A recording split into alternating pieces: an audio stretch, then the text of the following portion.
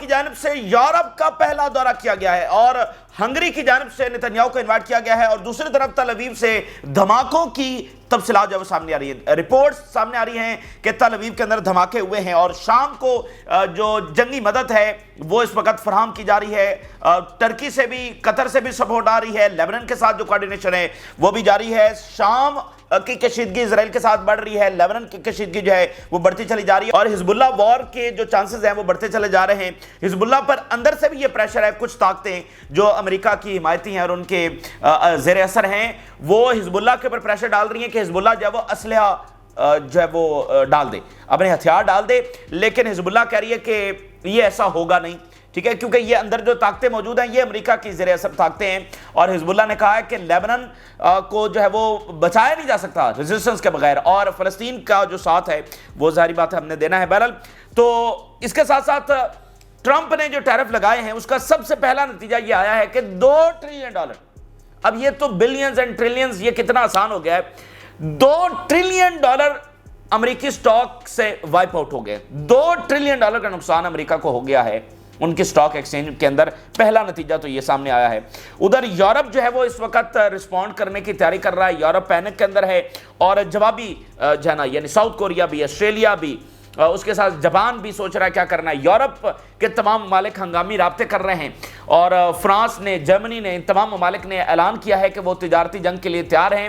تو یہ پہلی بار چونکہ یورپ کو اس صورتحال کا سامنا، اور رشیا انجوائے کر رہا ہے، رشیا اس صورتحال کے اندر سب سے زیادہ اگر کوئی ملک انجوائے کر رہا ہے نا، انجوائے ہم ایک جو ہے نا فنی اصطلاح میں کہہ رہے ہیں، وہ رشیا اس وقت کر رہا ہے، کیونکہ دیکھیے رشیا کے اوپر کوئی ٹیرف نہیں لگا، کیونکہ اس کی کوئی ٹریڈ ہی نہیں ہے امریکہ کے ساتھ۔ بھئی ٹیرف تو تبھی لگیں گے نا جب آپ کی ایکسپورٹس ہوں گی ٹورڈز امریکہ، اب رشیا کی تو کوئی ایکسپورٹس ہے ہی نہیں، اب رشیا کہہ رہا ہے کہ اب ہم تمہارا تماشا دیکھیں گے، کیونکہ جو ہماری اکانومی ہے اس نے تو سروائیو کر لیا ہے، ہم نے تو اتنی سینکشنز بھگتی، اس کے باوجود ہماری اکانومی جو ہے وہ سروائیو کر گئی ہے، اور جو اس کی گروتھ ہے وہ بھی جاری رہی ہے۔ اب یہ جو یورپین اکانومی ہے یہ کیسے سروائیو کرے گی، یہ اب دیکھنا باقی ہے، کیونکہ دیکھیے اصل میں جو یورپینز کی ایگو ہٹ ہوئی ہے، کیونکہ یورپینز جو ہیں یہ امریکہ کی مدد سے یہ پوری دنیا کے اوپر ان کی حکمرانی ہے، دنیا میں سینکشنز لگاتے ہیں، جس کے اوپر چاہتے ہیں مرضی لگا دیتے ہیں۔ بھئی یورپ کے اوپر ٹیرف لگنا یہ تو بڑی ایک عجیب سی چیز ان کے ساتھ ہوئی، اور ان کولیکٹیو انداز، کوئی ایک آدھ ملک اگر لگ جائے تو الگ چیز ہے، اس طرح کولیکٹیو انداز کے اندر یورپ کی اکانومی کو ہٹ کرنا یہ کوئی بھی نہیں کر سکا، تو یہ ان کے سب سے بڑے اتحادی نے کر دیا ہے۔ تو یورپینز کی ایگو بھی ہٹ ہوئی ہے، ان کی اکانومی بھی ہٹ ہوئی ہے، اور اکانومی کے اوپر آپ کی سیکیورٹی ہوتی ہے، تو اس لیے رشیا کہہ رہا ہے کہ اب ہم دیکھیں گے کہ تمہاری اکانومی جو ہے وہ کیسے سروائیو کرتی ہے۔ ادھر نیٹو کی ہنگامی میٹنگ ہو رہی ہے، اور اس میں چونکہ رشیا بڑی تیزی کے ساتھ علاقے لیتا چلا جا رہا ہے، رشیا بڑی تیزی کے ساتھ آگے بڑھ رہا ہے، اور جو سیز فائر تھا وہ بھی کہیں ہوا کے اندر تحلیل ہو چکا ہے، تو اس جنگ کا کیا کرنا ہے، وہ تو رشیا تو بڑھتا چلا جا رہا ہے، وہ تو ہر دن آگے ٹیریٹری لیتا چلا جا رہا ہے، تو وہاں پر کیا کرنا ہے، ایک دن آئے گا کہ رشیا کیو تک پہنچ جائے گا، پھر اس کے بعد کیا ہوگا، تو اس لیے وہاں پر فوجیں جو بھیجنے کی بات ہو رہی ہے، ایک ہنگامی میٹنگ ادھر نیٹو کی ہو رہی ہے، ادھر تجارتی جنگ کا آغاز ہو گیا ہے، مڈل ایسٹ کے اندر جو جنگ ہے وہ بھی ایسکیلیٹ ہو رہی ہے، تو دنیا ایک بہت بڑے ٹرموائل کے اندر اس وقت جا چکی ہے۔ اچھا، بہت ساری خبریں ہیں آپ کے ساتھ شیئر کرتے ہیں، لیکن سب سے پہلے میں ہنگری سے جو خبر آ رہی ہے وہ آپ کے ساتھ شیئر کرنا چاہتا ہوں۔ یہ بڑا غیر معمولی واقعہ ہوا ہے، نتنیاہو نے پہلا یورپ کا دورہ کیا ہے 7 اکتوبر کے بعد، اور جس ملک نے نتنیاہو کو انوائٹ کیا ہے وہ ملک ہے ہنگری۔ اچھا، اب چونکہ آئی سی سی سے وارنٹس نتنیاہو کے جاری ہوئے ہیں، تو ہنگری میں اگر نتنیاہو کسی بھی یورپین کنٹری کے اندر اگر لینڈ ہوتا تو نتنیاہو کی گرفتاری ہونا تھی، تو ہنگری نے پہلے کیا کیا کہ عالمی عدالت سے اپنے آپ کو وڈرا کر لیا۔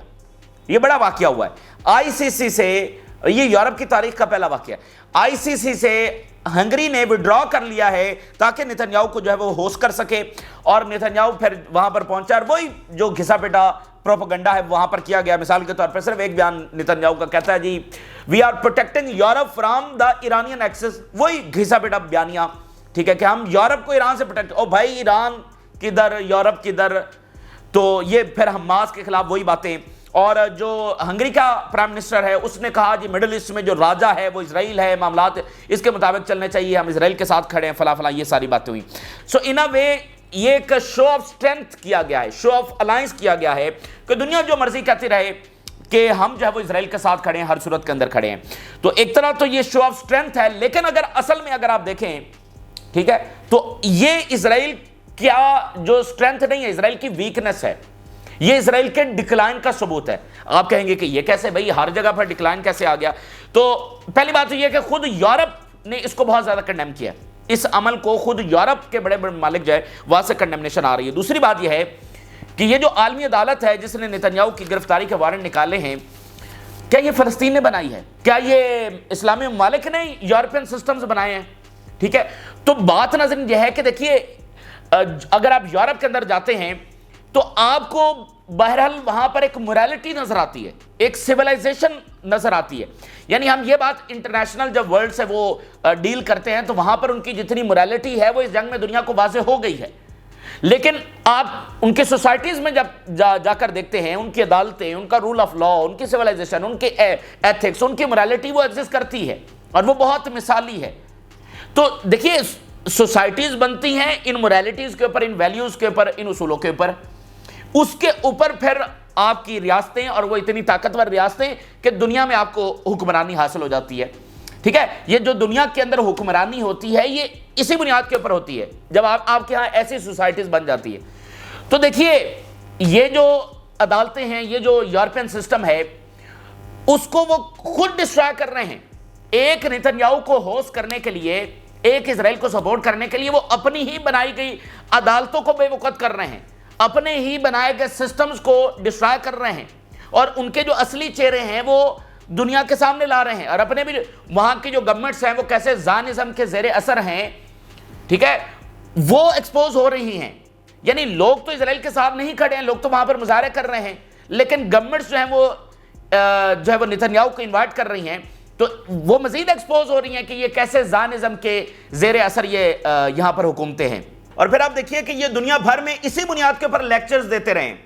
ان کی تو پچھلا یہ پوری صدی ورلڈ وار 2 کے بعد اٹھا کر دیکھ لیں, وہاں پر ہیومن رائٹس کا مسئلہ ہے, وہاں پر یہ تو اس کے جو ہے نا آپ کہہ لیں کہ ماسٹر بنے رہے ہیں, کہ ہیومن رائٹس کے یہ چیمپئن بنے رہے ہیں, اسی بنیاد کے اوپر مداخلت کرتے رہے ہیں. آج ان کی اپنی حالت دیکھیے. اور اس کی اگلی بات دیکھیں, ایک چیز ڈسکس ہو رہی تھی کہ یورپ جو ہے وہ اسرائیل سے پیچھے ہٹ رہا ہے.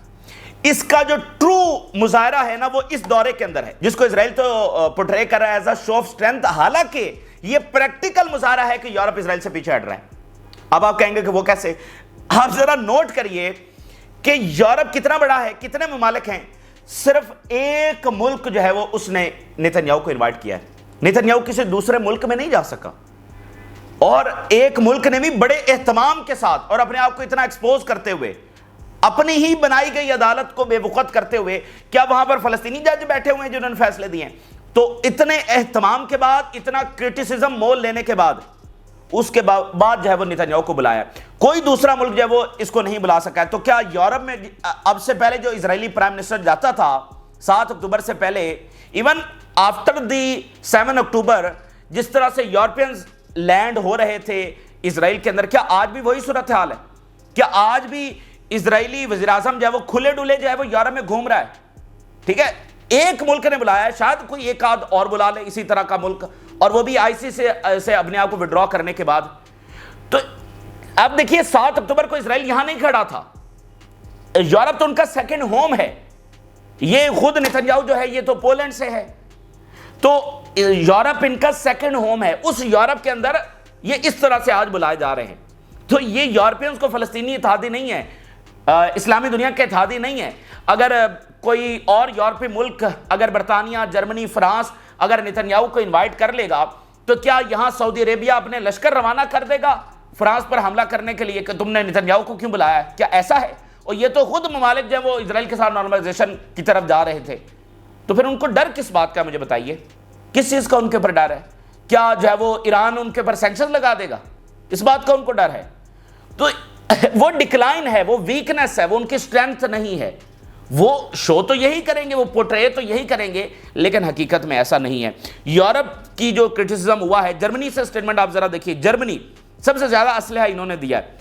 نتنیاہو's visit to Hungary is a bad day for the international law. یہ خفیہ طور پر اسرائیل کو مدد بھی شاید دے رہے ہوں, ان کے ساتھ رابطے کے اندر بھی ہوں، لیکن آپ دیکھ لیں کہ تبدیلی آ رہی ہے. بھائی یہ نہ فلسطین کے اتحادی ہیں، نہ کبھی ہو سکتے ہیں، نہ یہ اسلامی دنیا کبھی اتحادی ہو سکتے ہیں، لیکن اسرائیل کو یہ مزید افورڈ نہیں کر پا رہے ہیں وقت کے ساتھ ساتھ. اور بیلجیم سے ذرا سٹیٹمنٹ دیکھیے، ہنگریز withdrawal from the ICC treaty is regrettable and a setback in a fight against impunity. یہ بہت بڑا سیٹ بیک ہے کہ اور بہت بڑا دھچکا ہے ہمیں کہ جو یہ ہنگری نکل گیا ہے. تو بات یہ ہے کہ یہ جو جینوسائیڈ ہوتی ہے نا ناظرین، یہ ہسٹری میں اس طرح سے بھلائی نہیں جاتی، اور جو بھی جینوسائیڈ کرتے ہیں ان کو اس کی سزا بھگتنا پڑتی ہے. یہ تاریخ بھی بھری پڑی ہے، جس نے جینوسائیڈ کی ہے ان کو سزا بھگتنا پڑی ہے، ان کو بھی بھگتنا پڑے گی، ان کو بھی بھگتنا پڑے گی. اور وقت کب آئے گا اس کا تو ہم کچھ کہہ نہیں سکتے، لیکن یہ بات طے ہے، ٹھیک ہے، کہ وہ وقت آنا ہی آنا ہے. اور ان کی اپنی تاریخ اس بات کا ثبوت ہے کہ ان کی تاریخ میں ان کے ساتھ کیا کیا چیزیں ہوئی ہیں. تو یہ تو ہو نہیں سکتا کہ یہ اپنے انجام کو نہ پہنچے اور اس کی سزا ان کو نہ ملے. لیکن افسوس صرف اس بات کا ہے کہ ابھی تک کوئی کریڈیبل ایکشن ان کے خلاف نہیں لیا جا سکا ہے پریکٹیکلی ان بموں کو روکنے کے لیے جو سویلنس کے اوپر بمباری ہو رہی ہے. اچھا، غزہ کے اندر اس وقت صورتحال کیا ہے؟ غزہ کے اندر جو ہم آپ کو رپورٹ کر رہے ہیں کہ وہاں پر اسرائیل اس لیول کے اوپر بروٹیلٹی کر رہا ہے کہ جس کا اندازہ بھی نہیں ہے. اور ہم بتا رہے ہیں کہ میڈیا کے اندر اس کو پورٹرے اس طرح سے کیا جا رہا ہے ابھی کہ لو انٹینسٹی کا جو اگریشن ہے وہاں پر جاری ہے. ابھی تو مزید آئے گا، ڈیفینیٹلی اس میں اسکلیشن تو ہوگی، لیکن اس وقت بھی جو کچھ ہو رہا ہے وہ ایک فل سکیل وار سے کم نہیں ہے. وہ اسرائیل کی جتنی طاقت ہے وہ ساری لگا چکا ہے. بہت ظلم اس وقت ڈھایا جا رہا ہے، یہ بات سمجھنے کی ضرورت ہے، اور اس کا ثبوت میں آپ کے سامنے رکھنے جا رہا ہوں. پچھلے 24 گھنٹوں کے جو سٹیٹس ہمارے سامنے آ گئے ہیں، پچھلے 24 گھنٹوں کے اندر 100 فلسطینی شہید ہو گیا ہے. 100 فلسطینی پچھلے 24 گھنٹوں کے اندر شہید ہو گیا ہے، 138 فلسطینی زخمی ہوئے ہیں. اور اگین یہ پھر وہی نمبرز ہیں جو لوگ لائے گئے ہیں ہاسپٹلز کے اندر. بمباری کے بعد کتنے ملبے تلے دب گئے ہیں، کتنے مسنگ ہیں، وہ نہیں ہیں. یہ وہ ہیں جن کی باڈیز ریکور کی گئی ہیں یا جو ہاسپٹلز کے اندر لائے گئے ہیں. اور زخمیوں میں سے کتنے سروائیو کریں گے وہ بھی آپ اس بات کو سمجھ سکتے ہیں. 100 پیلسٹینینز ان 24 آورس. یہ قیامت نہیں ہے تو مجھے بتائیے اور کیا ہے؟ اور ہم سوچتے ہیں کہ کیا یہ عربوں کو نہیں پتا، کیا یہ مصر اور جارڈن کو نہیں پتا کہ غزہ کے اندر یہ ہو رہا ہے؟ ایسا لگ رہا ہے کہ جیسے سب انتظار کر رہے ہیں کہ کب سارے فلسطینی جو ہے وہ ختم ہو جائیں. یہ خاموشی، اس کا مطلب تو پھر یہی ہے روزانہ فلسطینی وہاں پر جانوں سے جا رہے ہیں اور یہ کچھ بھی نہیں کر رہے ہیں. ٹھیک ہے، ابھی تک ان کا ضمیر جاگا نہیں ہے. اور خود دنیا ویسے حیران ہے، اگر آپ ان سے بات کریں، خود دنیا حیران ہے کہ مطلب عرب ممالک کے اندر اس قدر بے حسی. اور ایک وہ بھی وقت تھا کہ آئل امبارگو لگا دیا تھا. آج چلے اتنا ایکشن نہ لیتے، ان کے پاس کیا، دیکھیے ہم کہتے ہیں یہ کوئی بڑی عسکری طاقتیں نہیں ہیں، یہ ڈیبیٹ ہوتی رہتی ہے کہ نہ ایجپٹ ہے، نہ سعودی عربیہ، نہ باقی ممالک، تو یہ کیا کریں جی، یہ تو کوئی عسکری پار نہیں ہے. کیا انہوں نے ڈپلومیٹک سارے آپشنز استعمال کر لیے ہیں؟ کیا ان کی جو لیوریج ہے اگینسٹ اسرائیل کیا وہ یہ ساری استعمال کر چکے ہیں؟ کیا ان کے پاس جتنے آپشنز ہیں اسرائیل کو روکنے کی کیا یہ سارے استعمال کر چکے ہیں؟ کیا ٹرکی سے آئل نہیں آتا رہا اسرائیل کو؟ ٹھیک ہے، اور $1 ٹریلین سعودی عربیہ دینے جا رہا ہے، $1.4 ٹریلین UAE دینے جا رہا ہے. اتنے ٹریلینز دے کر کیا ان کی اتنی بات بھی امریکہ نہیں سنتا کہ غزہ میں سیز فائر ہو جائے؟ ویسے تو وہ ان کی ہر بات سنتا ہے. پہلا دورہ بھی سعودی عربیہ کا ہونے جا رہا ہے، کیا ان کی اتنی بھی بات امریکہ نہیں سنتا کہ غزہ کے اندر سیز فائر ہو جائے؟ تو یہ اصل مسئلہ ہے. کون اس کو کہہ رہا ہے کہ فوجیں وہاں پر جا کر بھیجیں؟ کیا ان کے پاس جتنے آپشنز ہیں کیا انہوں نے سارے استعمال کر لیے ہیں اسرائیل کو روکنے کے لیے؟ یہ اصل سوال ہے. تو ایک طرف یہ ظلم جاری اور بڑے افسوس کی بات ہے، تل ابیب کے اندر دھماکے ہوئے ہیں. اسرائیلی میڈیا بتا رہا ہے لاؤڈ ایکسپلوژنز ہرڈ ان تل ابیب. بڑے دھماکے ہوئے ہیں، لیکن اس میں اہم بات یہ ہے کہ پتہ نہیں کہ یہ کہاں سے حملہ ہوا ہے. کیا غزہ سے راکٹس آئے ہیں، کیا یمن سے آئے ہیں، یا کہاں سے آئے ہیں یہ نہیں پتا، لیکن تل ابیب کے اندر اس وقت دھماکے ہوئے ہیں. اور اندر سے جو سیکورٹی ہے اسرائیل کی کمپرومائز ہو رہی ہے.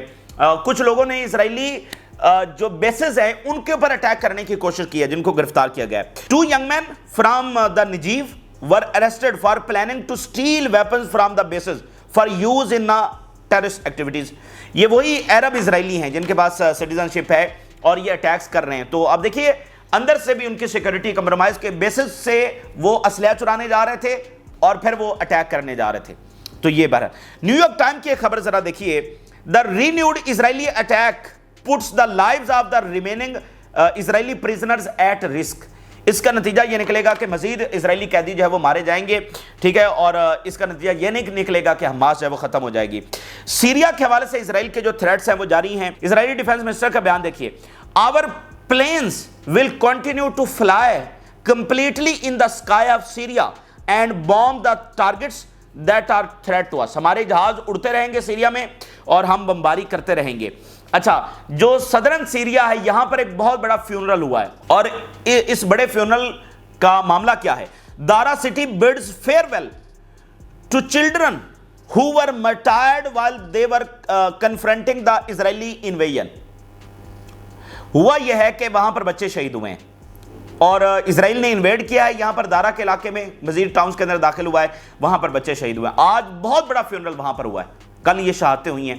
تو دیکھیے لوگوں کے اندر جو غصہ ہے وہ بڑھ رہا ہے، اس مطلب اتنا بڑا فیونرل ہوا ہے، لوگ وہاں پر جمع ہوئے ہیں بہت بڑی تعداد کے اندر، اور ہم دیکھ رہے ہیں کہ جو حملے ہیں وہ بھی اسرائیل کے اوپر کہیں نہ کہیں ہونا شروع ہو گئے ہیں۔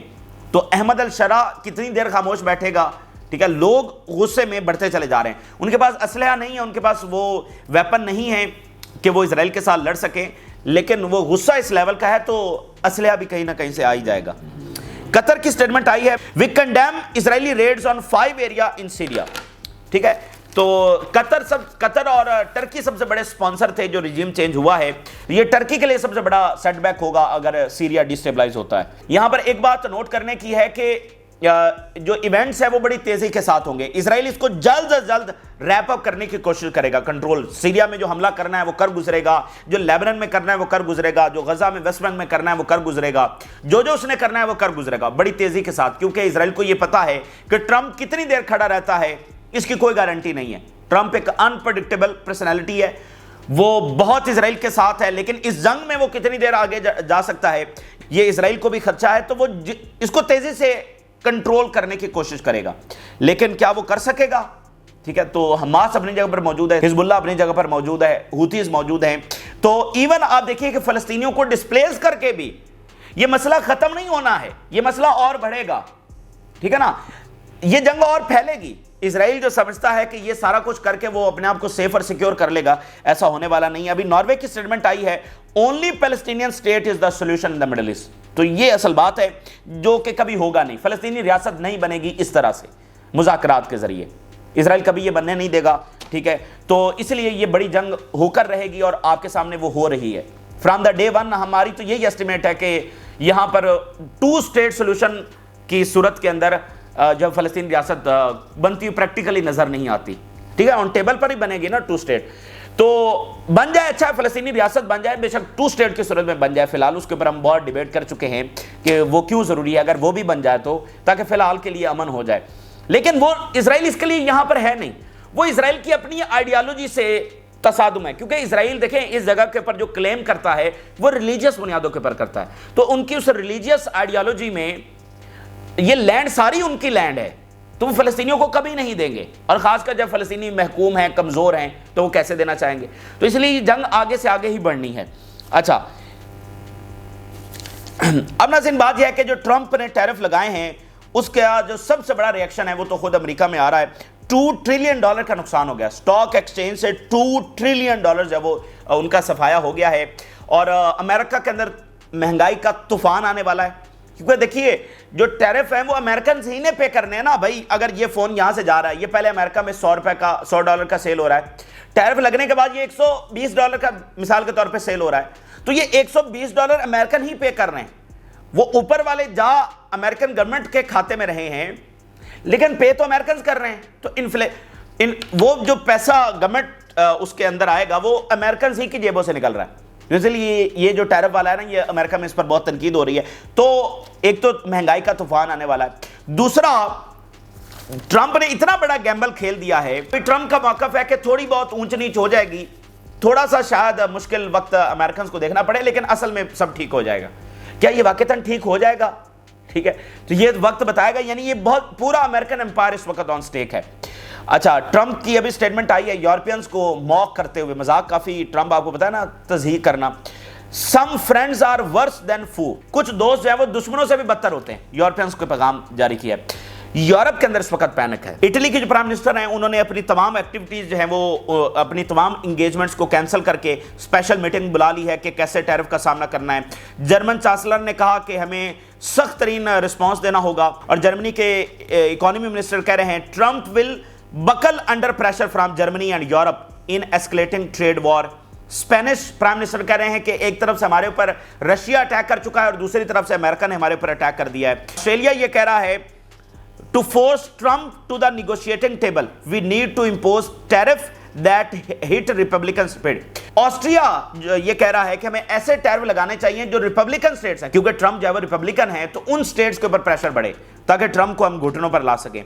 फ्रांस ने कहा कि हम ट्रेड वॉर के लिए तैयार हैं। यूरोपीय यूनियन एज अ होल कह रही है कि हम भरपूर जवाब देंगे। तो यूरोप के अंदर पैनिक है कि भाई जवाब देना है तो ट्रंप और टैरिफ लगाएगा। तो बहरहाल ये वेस्ट की आपसी लड़ाई है एक दूसरे को, इसलिए वो यूरोप बार बार कह रहा है कि ये हमारे इंटरेस्ट में नहीं है कि हम एक दूसरे से लड़ें, लेकिन लड़ना पड़ रहा है। आखिर में यही होता है। Trump tariff spark trade war, China and EU retaliate. British prime minister we are entering a new Ira in defence and security and another in trade. बिल्कुल ये नया इरा है जिसके अंदर दुनिया दाखिल हो रही है। Irish prime minister Trump tariff raise inflation, harm consumers and put jobs at risk on both sides of the Atlantic। कि यूरोप में भी नुकसान और अमेरिका के अंदर भी नुकसान, किसी का कोई फायदा नहीं। इसके साथ जो है वो नेटो के फॉरेन मिनिस्टर की हंगामी मीटिंग हो रही है, क्योंकि जो रशिया का, मैंने जैसे आपको बताया कि वो एक तो जो मुआहिदा था वो हवा के अंदर तहलील हो गया। रशिया तेजी के साथ आगे बढ़ रहा है, अमेरिका तो यूक्रेन से फारिग हो चुका है। तो क्या करना है, मतलब यूक्रेन तो रशिया लेता चला जाएगा।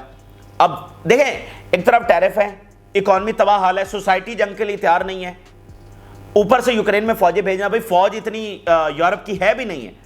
इन मुल्कों ने अपनी फौजें कम कर दी थी क्योंकि ये वेलफेयर स्टेट्स हैं और इन्होंने डिफेंस बजट भी कम कर दिए हुए थे, तो इतनी फौज है भी नहीं, कौन भेजेगा, उसकी फिर जो सेंट्रल कमांड है वो किसके पास होगी, बहुत सारे मसाले हैं। और अब तो ये बाकायदा ट्रेड वॉर है और पता नहीं ट्रंप और कौन कौन से फैसले करता है। तो यूरोप दरमियान में जो है ना बड़ी मुश्किल के अंदर इस वक्त आ चुका है। तो इस मुश्किल में ठीक है इजराइल को सपोर्ट करना ये अब उनके बस की बात नहीं है। कितनी देर वो मजीद घसीटेंगे। रशिया जो है ना उसकी जरा स्टेटमेंट देखिए। रशिया कह रहा है अब हम तुम्हारा तमाशा देखेंगे, अब पता चलेगा। तुम्हें बड़ा शौक है ना, दुनिया के ऊपर सैंक्शन लगाते हो, ठीक है, दुनिया की इकॉनमी तबाह करने की कोशिश करते हो। हमारे ऊपर बड़ा मुश्किल वक्त था, हमने सैंक्शन भुगती, लेकिन हम सर्वाइव कर गए। अब तुम्हारा पता चलेगा जो तुम कितने बड़े पहलवान हो, दुनिया पर सैंक्शन तुम ऐसे लगा देते हो, तुमने खेल तमाशा बनाया हुआ था। अब देखेंगे कि क्या होता है, जिसको कहते हैं ऊंट आया पहाड़ के नीचे, अब पता चलेगा। दिमित्री मेदवेदेव जो प्यूटन के सेकंड इन कमांड आप कह लीजिए, बहुत करीब, तो जरा उनकी स्टेटमेंट देखिए। Russia does any trade with US and EU, nearly all of its under sanctions, yet are economy is growing bye 3% now. कि हम ईयू से, यूएस से ट्रेड नहीं करते, इसके बावजूद हमारी इकोनॉमी बढ़ रही है। हम यूरोप और अमेरिका से ट्रेड नहीं करते, फिर भी हमारी इकोनॉमी बढ़ रही है। We will take the advice of the लाओ तजो and sit on the river, वो जो दरिया है इनके दरमियान में, अब हम तंजियन कि अब हम दरिया के किनारे कुर्सियां डालकर बैठेंगे, waiting for the body of the enemy to float bye, और इनकी जो बॉडीज हैं वो कैसे दरिया में से तैरते हुए अब जाएंगी, वो उसका नजारा हम करेंगे। The decaying कॉर्प्सेस of the EU economy, dead bodies of the EU economy, के हम दरिया के किनारे कुर्सियां डालकर बैठेंगे और देखेंगे कि यूरोपियन इकोनॉमी की जो डेड बॉडीज है वो कैसे उस दरिया में से तैरते हुए जाएंगी। तंजियन उन्होंने बात की है कि बड़ा गरक होने जा रहा है, ठीक है। तो ये इस वक्त की सूरत हाल है। हम सिर्फ तमाम दुनिया में होने वाले वाक़यात को इस तनासुर में देखते हैं कि इसका इजराइल तनाज़े के ऊपर कितना असर पड़ेगा। देखिए, वन लाइनर ये है कि इजराइल इस वक्त ताकतवर है, हमेशा से ताकतवर था, वो बम बरसा रहा है, वो बम बरसाता रहेगा, आखिरी वक्त तक वो बम बरसाता रहेगा। इस्लामी दुनिया कितना सपोर्ट करती है नहीं करती, कब अरब उठते हैं नहीं उठते, इसकी कोई गारंटी नहीं है। अब ये उनकी अपनी नेशनल सिक्योरिटी का मसला है, उनको उठना तो चाहिए। रेजिस्टेंस अपनी जगह पर मौजूद है, वो लड़ेगी। असल बात यह है कि इजराइल कायम ही वेस्ट की सपोर्ट के ऊपर है। इजराइल अपने आप कायम नहीं रह सकता है। तो वेस्ट जो है वो आहिस्ता आहिस्ता ऐसे चैलेंजेस में, ऐसे प्रेशर में, ऐसे मामलात में, इकोनॉमी में, सिक्योरिटी में एक नई दुनिया शेप हो रही है कि वो इसको मजीद अब सपोर्ट नहीं कर सकता। ये बुनियादी बात, इन जंगों को मजीद सपोर्ट नहीं कर सकता। इजराइल से वो कभी पीछे हटने वाले नहीं हैं, लेकिन इस जंग से, इस बदमाशी से, इस फसाद से कितनी देर वो मजीद सपोर्ट करते हैं, یہ ٹائم اب کم ہے۔ تو یہ تازہ ترین تفصیلات ہیں جو آپ کے ساتھ شیئر کی۔ اپنی رائے ضرور آگاہ کریں۔ جن لوگوں نے چینل کو سبسکرائب نہیں کیا ان سے ریکویسٹ کریں گے کہ چینل کو ضرور سبسکرائب کر لیں تاکہ ہر آنے والی ویڈیو آپ تک پہنچ سکے۔ اجازت اللہ۔